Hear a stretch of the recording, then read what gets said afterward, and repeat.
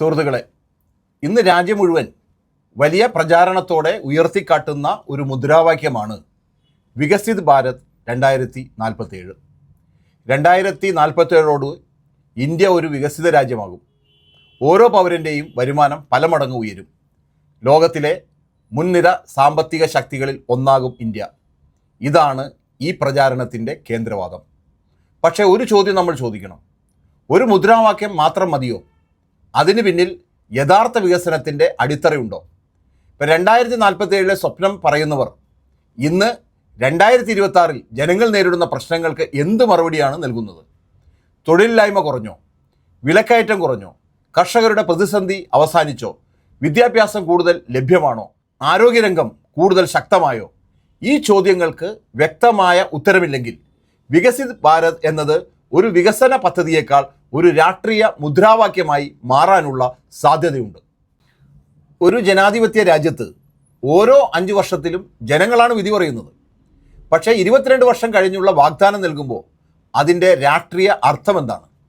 ജനങ്ങൾ ഓരോ തെരഞ്ഞെടുപ്പിലും ഭരണത്തെ വിലയിരുത്തും എന്ന ജനാധിപത്യ യാഥാർത്ഥ്യത്തെ അത് മറികടക്കുന്നുവോ എന്ന ചോദ്യവും ഉയരുന്നു.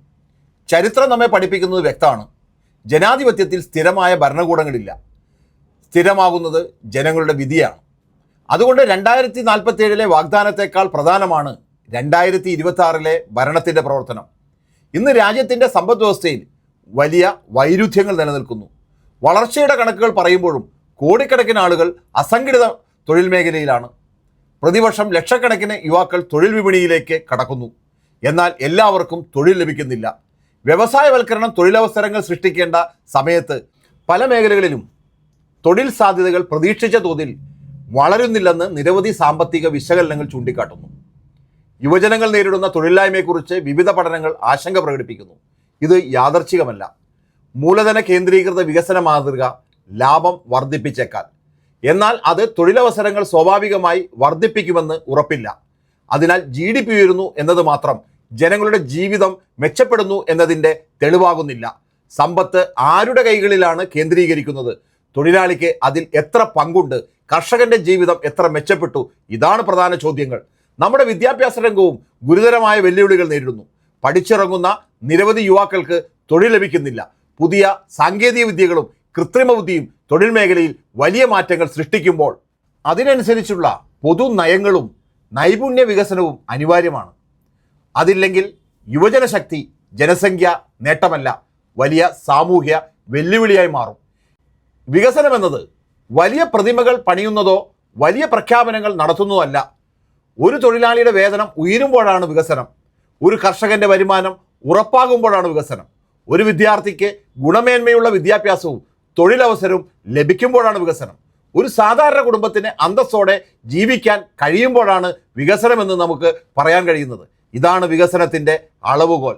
അതുകൊണ്ട് തന്നെ വികസനം എന്ന പേരിൽ വലിയ കോർപ്പറേറ്റ് ശക്തികൾ കൂടുതൽ ആനുകൂല്യങ്ങൾ ലഭിക്കുകയും ചെറുകിട ഇടത്തരം സംരംഭങ്ങൾ കൂടുതൽ പ്രതിസന്ധി നേരിടുകയും ചെയ്യുന്ന സാഹചര്യം ഉണ്ടാകുന്നുവെങ്കിൽ അത് ഗൗരവത്തോടെ പരിശോധിക്കേണ്ടതാണ്. ഒരു മുദ്രാവാക്യം കൊണ്ട് രാജ്യം വികസിക്കില്ല. വികസനത്തിന് വേണ്ടത് വ്യക്തമായ ഒരു പൊതുനയമാണ്. തൊഴിലവസരങ്ങൾ സൃഷ്ടിക്കുന്ന വ്യവസായവൽക്കരണം, ഗുണമേന്മയുള്ള വിദ്യാഭ്യാസം, ശക്തമായ പൊതുജനാരോഗ്യ സംവിധാനം, കർഷകർക്കും തൊഴിലാളികൾക്കും അനുകൂലമായ സാമ്പത്തിക നയങ്ങൾ, സാമൂഹ്യനീതി ഇവയാണ്. ഇവയില്ലാതെ വികസിത് ഭാരത് എന്നത് മനോഹരമായ ഒരു സ്വപ്നമായി മാത്രം അവശേഷിക്കാനുള്ള അപകടമുണ്ട്. അതിനാൽ നമുക്ക് മുദ്രാവാക്യങ്ങൾ മാത്രം കേട്ട് കൈയടിക്കുകയല്ല വേണ്ടത്, ചോദ്യങ്ങൾ ചോദിക്കണം. ജനങ്ങളുടെ ജീവിതത്തിൽ എന്താണ് യഥാർത്ഥ മാറ്റം വന്നത് എന്നത് വിലയിരുത്തണം. ജനാധിപത്യത്തിൽ ഏറ്റവും വലിയ ശക്തി വിമർശനാത്മകമായ ചിന്തയാണ്. പ്രചാരണത്തെക്കാൾ സത്യത്തെ വിലമതിക്കുന്ന ജനങ്ങളാണ് ഒരു രാജ്യത്തിൻ്റെ യഥാർത്ഥ കരുത്ത്. വികസനം ജനങ്ങളുടെ ജീവിതത്തിൽ അനുഭവപ്പെടണം, വേദികളിലെ പ്രസംഗങ്ങളിൽ മാത്രമല്ല.